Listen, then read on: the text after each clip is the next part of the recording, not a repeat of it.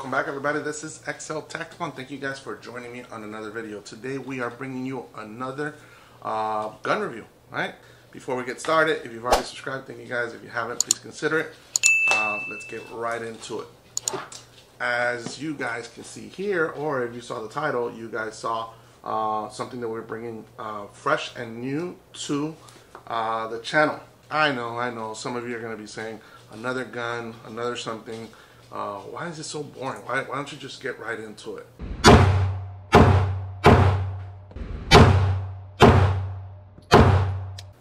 I'm going to get into it. Give me a little bit of a chance. Some of you are looking for that first firearm. Some of you have a bunch of collections. Some of you have different things and you're interested in different types of firearms. Things to take out to the range and things to enjoy. This is why I take this time to explain it to you guys. So today we're not going to be doing a lot of range time. We're really only going to be doing the unboxing and first initial overview.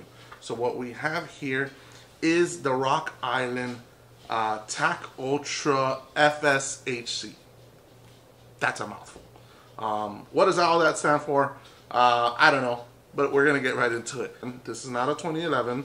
This is not similar to the Prodigy, not to the Staccato, but it is a version of wanting to get in that platform style, and I'll tell you why it's not the same at a budget. When the 2011 bubble blew up and people were just wanting to get into it, the Prodigy came out, everybody was just looking for something and a good affordable way to get in there. I guess these are just super difficult to come across. Fast forward a year and a half later, one particular day, I saw it on one of these channels that I kind of find, that I look for myself, and I found that it was available, called them up, see if they had it. They did, got myself into trouble. Initially, what we have here is the firearm. We're gonna put that off to the side for right now. So if you're ready to check out of this video because you're saying, man, all of my stuff is always really boring,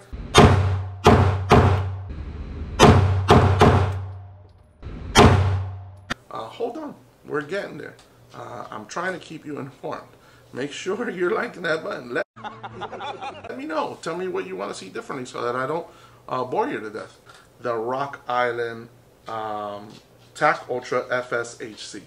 So, again, such a big name for what this firearm is. So, if you're looking at it, somebody will just say, oh, it's just another 1911. Yes, it is. But it is a high capacity 1911. This is built off of this particular mag. It is a double stack magazine which holds 17 rounds of 9mm. Yes, 1911 in 9mm, which is awesome to shoot. Now, I will tell you that Big Bertha here, and I call her Big Bertha because she is a heavy gun. So let's talk a little bit about the specs and features. All right, so it is an all steel frame material. It is parkerized. Barrel length is 5 inches. Overall length is 8 3/4 inches. Weight on it, unloaded, is 3 pounds. The overall height is 5.5 inches, and overall width is just a little bit under 1 1/4 inch. It does have forward and rear serrations, which are very nice. It has a fiber optic front sight here, which is easy to pick up, and it has some Novak adjustable rear sights, which look quite nice. It is a heavy girl. It is a big girthy little girl. A couple other things that we can talk through around where it comes with is it does have this pick rail along the dust cover up here in the front. Has a skeletonized hammer, skeletonized trigger. Excellent 1911 beaver tail here, which allows for a good solid high grip with no slide bite. It does come with a nice mag well for easier reloads, and I will tell you this, that because it is based around this double stack magazine, this grip is a little bit on the heavier side. It is quite a little bit girthy. Again, weight on it feels pretty heavy, but I do think that that is, when we take this down to the range, we're going to be able to see a lot of good recoil management on the behalf of this particular firearm. Now, some people, when they hear Rock Island, they're going to say, oh man, it is junk, it's budget, it's this, it's that. I mean, a lot of those folks, yes, you may have had this particular firearm or a particular firearm like this, but don't knock it for what it isn't, right? It's not cheap. It is budget. They have this fame of like, well, they're not made with the best parts. I'll tell you, looking at a bunch of videos out there and comparing this to the Prodigy or comparing this to Xltactical is unfair. It is not the same type of firearm. We're talking about a world of a difference in price range. This has an MSRP of about $900. I was able to find it at a great steal under $650. I think that I was able to find this after it was shipped and all that to my FFL. Where this stands out is if you are getting into that market of that 1911 or 2011 platform. Why it's not a 2011, again, we know that that's a trademark for Xltactical, but it is not a modular system. The whole bottom grip is one unit, not like the Prodigy or not like the Xltactical that is a modular unit down here in the bottom. So that is one big difference. Again, it is a double stack. I'll tell you one of the other things that it does have. It only comes with one magazine. The magazines that it does come with, if you guys look through some of these models, it does have a stamping here of the 22 TCM. You will find this particular platform named in that. It's either 9mm or 22 TCM. This particular one isn't that. It isn't branded like that. I have seen some that does have that branding on here, that it is, you know, the 22 TCM. I don't know the difference between one or the other and why one comes branded like that, one doesn't. I like the fact that mine isn't overly branded. It only has that Rock Island stamp here in the back, which I find quite well. That Picatinny rail up here in the front is great because I do plan on having this ran with a particular light.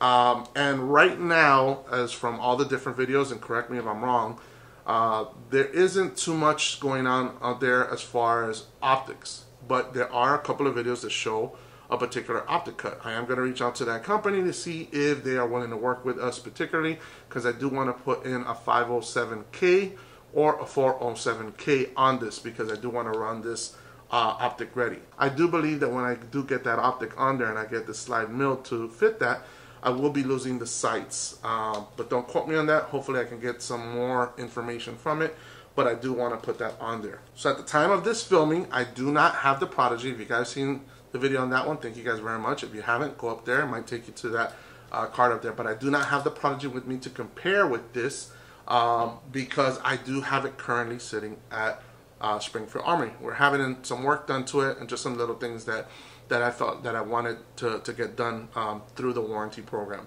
It does feel very similar in hand and comfortable, just like the Prodigy. I do feel that this one, it is much heavier because it is an all steel design. The Prodigy does have some polymer in it, not like this one. I do feel that that's going to help with that recoil mitigation on this particular one. One thing that I can report without being 100% sure is that these magazines, right, which are the 17 round, I did look at this and I can't, again, you can correct me in the comment section, but these are the 21 or 22 round mags from Prodigy, and they actually lock up. I tried it with some training rounds and they feed 100%. The only thing that I can say that this doesn't work is the, you know, empty, locking back when it's empty, which is something that, you know, if it's a bother for you, it might be, you know, a no-brainer that you don't use those. But I do plan on trying to test these out down at the range. Hopefully they do work and they don't have any issues. But that's going to be for another video, and you guys are going to have to stay tuned for that.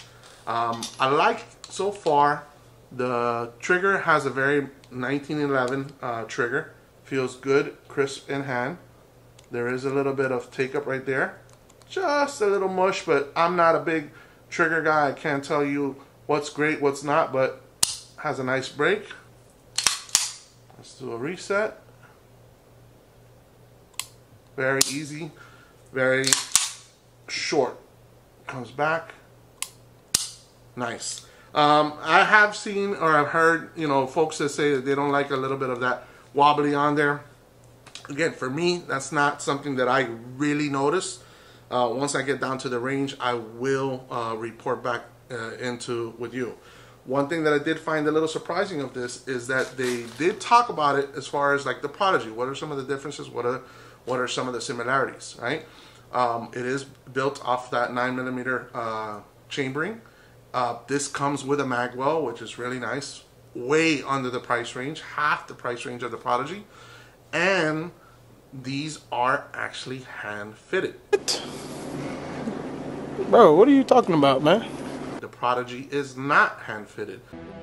Oh, hell no! Which for a budget level firearm like this to be hand fitted, similar to the Xltactical, I don't want to put it in that same limelight, but the fact that I've only heard that Xltactical and higher priced guns are hand fitted, this also is a hand fitted firearm. So you're gonna have to stay tuned for that to see how I report back on it. I've heard great things about it. I've heard only minimal negative things on it, and really around the mags. So it is a little harder to find these particular mags. I have already found a couple. They're gonna be on their way too. Two here, we already ordered some, but you can find them anywhere between $20 and about $45, which again, not overly crazy. Most of the Prodigy mags were about $50. Most of the Xltactical mags are about $100. So however you want to cut that, however you want to look at that, you've got a lower price point and a lot more money for you to, you know, buy more ammo and go out there and get more training sessions. So yeah, that is me closing up the Rock Island TAC Ultra double stack high capacity, whatever you want to call it. What do you guys think? Is this something that fits up your alley? I know for me, I'm really looking forward to this, how it performs down at the range and how I'm able to get a couple of things through it done before we're 100% finished. I appreciate each and every one of you guys joining me for these videos. Make sure you're subscribed. If you haven't done so already, please consider it. Folks, get out to the range, stay safe, continue to get training, and until next time, I'll see you guys later.